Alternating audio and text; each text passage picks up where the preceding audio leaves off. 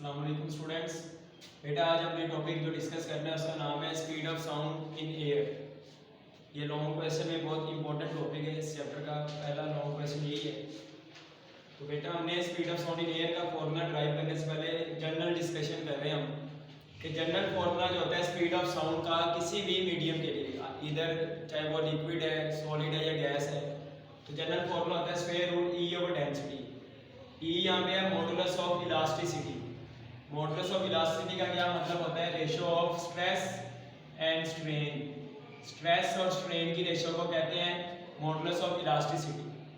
Stress आप सबको पता है क्या होता है? फोर्स पर यूनिट एरिया, ताकि बॉडी में हम चेंज प्रोड्यूस कर सकें वॉल्यूम, लेंथ या शेप की। और स्ट्रेन क्या होता है? स्ट्रेन है चेंज, स्ट्रेस अप्लाई करने पे जो बॉडी में चेंज इन लेंथ, वॉल्यूम या शेप प्रोड्यूस होती है, इसे स्ट्रेन कहते हैं। और ये वो क्या है यहाँ पे? डेंसिटी ऑफ द मीडियम, कि किसी भी मीडियम में speed of sound elastic modulus पे डिपेंड करती है और उसकी डेंसिटी पे डिपेंड करती है। आपको ये बात पता चाहिए, इलास्टिक मॉडुलस जो होता है वो कंप्रेसिबिलिटी का रेसिप्रोकल होता है। आपकी बुक में उसने ये वर्ड यूज किया हुआ है कि स्पीड ऑफ साउंड जो होती है वो कंप्रेसिबिलिटी पे डिपेंड करती है। तो कंप्रेसिबिलिटी इलास्टिक मॉडुलस के साथ रिलेट करती है, इसलिए उसने इलास्टिक मॉडुलस की जगह कंप्रेसिबिलिटी का वर्ड लिखा है।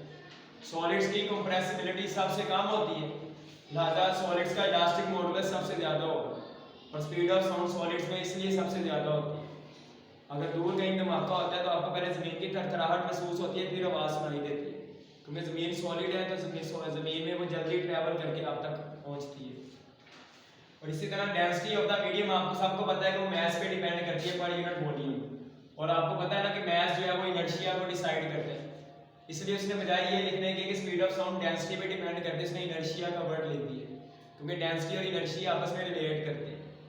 तो speed of sound in solid greater होती है गैसेस से। वजह यही है कि सॉलिड्स का इलास्टिक मॉडुलस गैसेस से बहुत ज़्यादा होता है। सॉलिड्स के अंदर एटम्स टाइटली पैक होते हैं, वो क्विकली रिस्पॉन्ड करते हैं टू डिस्टर्बेंस, क्विकली वाइब्रेट करते हैं एटम्स सॉलिड्स के अंदर, इसलिए स्पीड ऑफ साउंड सॉलिड्स में ज़्यादा है। तो जिस पेज पे टॉपिक स्टार्ट हो रहा है उस पेज के एंड तक आपने ये हेडिंग दे के लिखना है एज इट इज बुक से। फिर नेक्स्ट पेज के स्टार्ट पे आपने न्यूटन फार्मूला हेडिंग देनी है। मैं सिर्फ डेरिवेशन यहाँ पे बता रहा हूँ कि पहले फार्मूला स्पीड ऑफ साउंड का इन एयर न्यूटन ने ड्राइव किया था, और न्यूटन ने ये अज्यूम किया था कि जब साउंड ट्रैवल करती है एयर में तो टेम्परेचर कांस्टेंट रहता है। आप सबको पता है ना कि एयर में साउंड जब ट्रैवल करती है तो गैस के मॉलिक्यूल्स की कंप्रेशन और रेयरफेक्शन की वजह से वो आगे ट्रैवल करती है। न्यूटन ने ये कहा था कि जब साउंड वेव्स एयर में ट्रैवल करती हैं by compression and rarefaction of air molecules, तो temperature of the air same रहता है। फर्ज किया हमारे बोलने से पहले इनिशियल प्रेशर P है और वॉल्यूम V है, और हमारे बोलने के बाद फर्ज किया हम जिस पॉइंट की बात करें वहाँ पे कंप्रेशन हो रहा है, जहाँ पे हम स्पीड ऑफ साउंड को निकालना चाह रहे हैं। तो फाइनल प्रेशर में राइज आएगा, वो फर्ज किया डेल्टा P है, तो फाइनल प्रेशर क्या हो जाएगा? P plus delta P। जब प्रेशर बढ़ेगा तो वॉल्यूम में कमी आएगी, फर्ज किया वॉल्यूम में कमी आई है डेल्टा V, तो फाइनल वॉल्यूम क्या होगा? V minus delta V।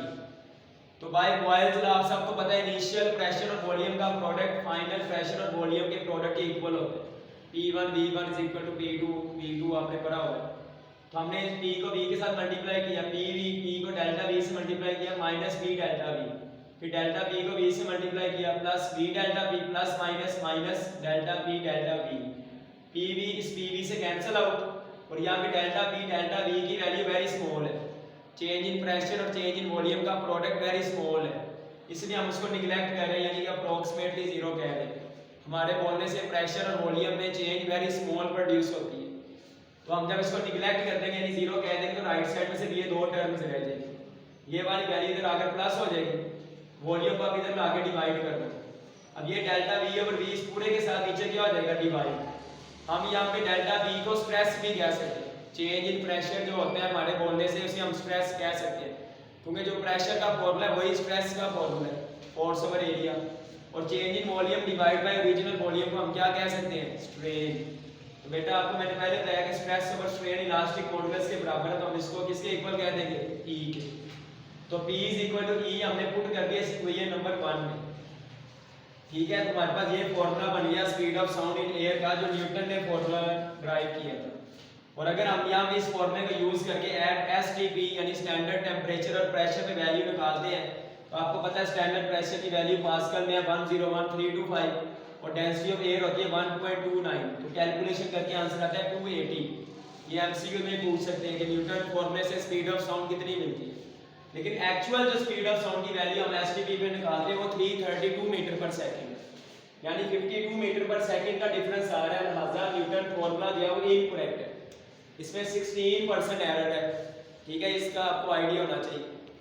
अब इस फॉर्मूले को करेक्ट किया था लैप्लास ने। लैप्लास ने बताया था कि जब स्पीड ऑफ साउंड, जब साउंड वेव किसी एयर में से पास आउट करती हैं तो टेम्परेचर कांस्टेंट नहीं रहता। लैप्लास ने कहा था कि कंप्रेशन और रेयरफैक्शन का प्रोसेस बड़ी स्पीड से होता है।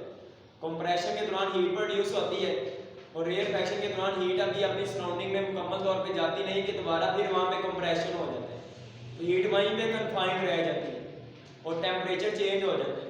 न्यूटन ये अज्यूम कर रहा था कि कंप्रेशन और रेयरफैक्शन के दौरान टेम्परेचर कांस्टेंट रहता है, लेकिन लैप्लास के मुताबिक टेम्परेचर कांस्टेंट नहीं रहता जब साउंड वेव गुजरती है, क्योंकि कंप्रेशन और रेयरफैक्शन का प्रोसेस रैपिड होता है। ड्यूरिंग कंप्रेशन जो हीट प्रोड्यूस होती है वो कंप्लीटली ड्यूरिंग रेयरफैक्शन सराउंडिंग में जाती नहीं कि दोबारा फिर वहाँ पे कंप्रेशन आ जाए। हीट कन्फाइंड रहने की वजह से टेम्परेचर चेंज हो जाएगा, तो ज़्यादा बॉयल्स लॉ मॉडिफाई होगा। हम P V is equal to constant नहीं लिखेंगे, ऊपर गैमा भी लिखेंगे। गैमा क्या है?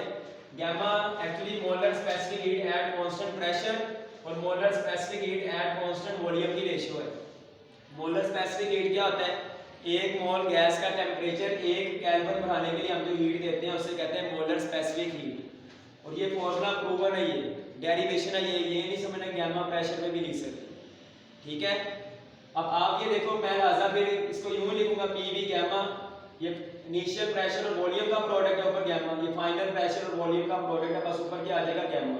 यानी न्यूटन फॉर्मूले वाली डेरिवेशन है, बस पावर में गैमा लिख रहे हैं हम यहाँ पे।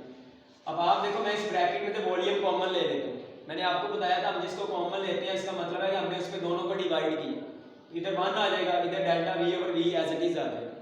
अब ये गैमा पावर दोनों पे सेपरेटली अप्लाई हो जाएगी, ये वी गैमा से कैंसिल आउट हो जाएगा। अब आप देखें यहाँ पे पावर जो गैमा है इसकी वैल्यू हमेशा इशारिये में होती है। आपकी बुक में टेबल में वैल्यूज लिखी हुई है कि मोनोटॉमिक गैस के लिए इसकी वैल्यू होती है 1.67, जिस तरह हीलियम है, नियोन है, नोबल गैसेस। डाइएटॉमिक जिस तरह ऑक्सीजन है, कार्बन मोनोऑक्साइड है, उसके लिए 1.40 है। पॉलीएटॉमिक है जिस तरह कार्बन डाइऑक्साइड, ओजोन जिसमें 2 से ज़्यादा एटम्स होते हैं, उसके लिए इसकी वैल्यू होती है 1.29। तो आपने वो टेबल पढ़ लेना है। तो यानी ये पावर यहाँ पे इशारिये में है। जब ब्रैकेट में पावर इशारिये में आए तो हम उसको सॉल्व करने के लिए बाइनोमियल थ्योरम यूज करते हैं। आप बस इतनी बात ये में रखो कि पावर जो है ना अपने दूसरी टर्म के साथ डायरेक्ट मल्टीप्लाई कर देंगे, उसके बाद वाली टर्म ना वेरी स्मॉल है, हम उसको इग्नोर कर दें। इतनी बात बस आप जेब में रखें। मैथ वाले स्टूडेंट चैप्टर नंबर 8 में डिटेल से पढ़ेंगे इसे।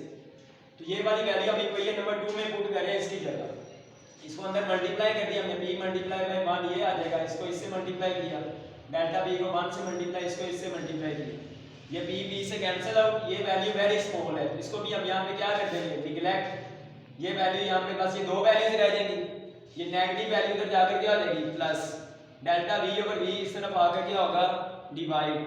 जिस तरह हमने वहाँ पे delta p divide by delta v over v को इलास्टिक कांस्टेंट कहा है, वैसे ही हम यहाँ पे भी इसे e कह देंगे। तो ये वाले फॉर्मूले में हमने e की जगह गैमा p को लिख दिया। अब फॉर डाइएटॉमिक गैस गैमा की वैल्यू 1.4 होती है और हमारे एटमॉस्फेयर में 99% डाइएटॉमिक गैस है, 78% आपको पता है वो नाइट्रोजन है, 21% ऑक्सीजन है, तो 99% डाइएटॉमिक गैस की वजह से हम गैमा की वैल्यू 1.4 ही यहाँ पे पुट करेंगे। इसकी जगह हमने 280 लिख दिया जो हमने अभी निकाला है, तो आंसर आया 331। तो ये तकरीबन करेक्ट वैल्यू आ रही है ना। इस तरह लैप्लास ने इस फॉर्मूले को करेक्ट किया था और लॉन्ग क्वेश्चन में बाज़ का सिर्फ लैप्लास करेक्शन पूछते हैं, न्यूटन फॉर्मूले की सिर्फ खामी पूछते हैं।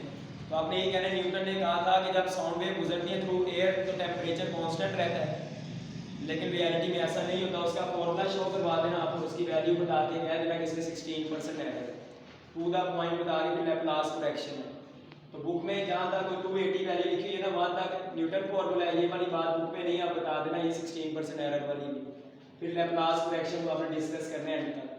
तो डेरिवेशन आप देख लें बुक से कंपैरिजन में, अगर आपको ये आसान लग रही है तो आप ये कर लेना। इस टॉपिक को बहुत ज़्यादा अच्छे तरीके से आपने करना है। कोई प्रॉब्लम कोई क्वेश्चन हो तो आप लाजमी पूछिएगा। ठीक है। और ये जो लेक्चर है इसको हाई रेजोल्यूशन में डाउनलोड करके आपने हैंड फ्री के साथ सुनेंगे तो ज़्यादा क्लियर होगा।